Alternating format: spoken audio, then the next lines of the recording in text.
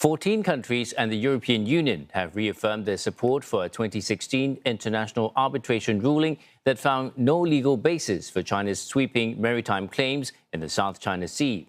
The statements were issued to mark a decade since the tribunal's decision.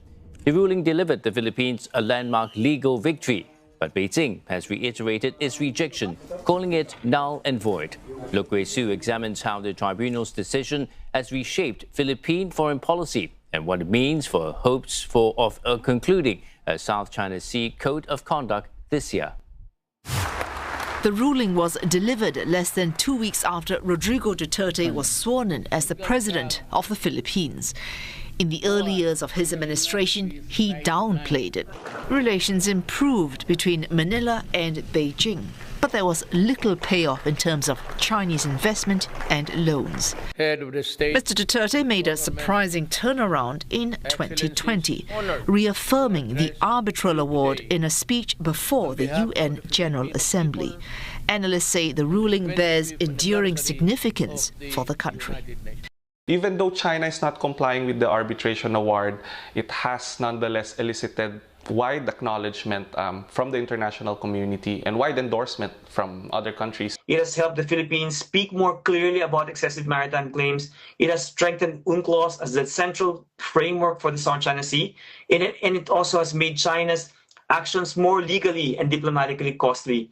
The government of current President Ferdinand Marcos Jr. has been much more vocal and proactive in its stance on the ruling and on China. It launched a transparency policy in 2023.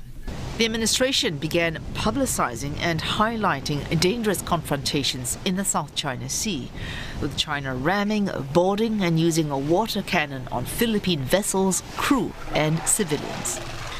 The Philippines has also ramped up defense and security cooperation with traditional allies such as the US, Japan and Australia, and with partners such as NATO, the UK, Canada and New Zealand.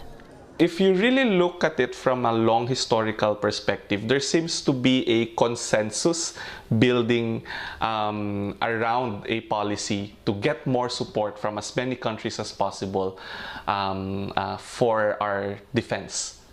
But it's had less success on the ASEAN front. In 2023, the Southeast Asian bloc for the first time collectively expressed concern over developments in the South China Sea, calling for mutual trust and self-restraint in disputed areas.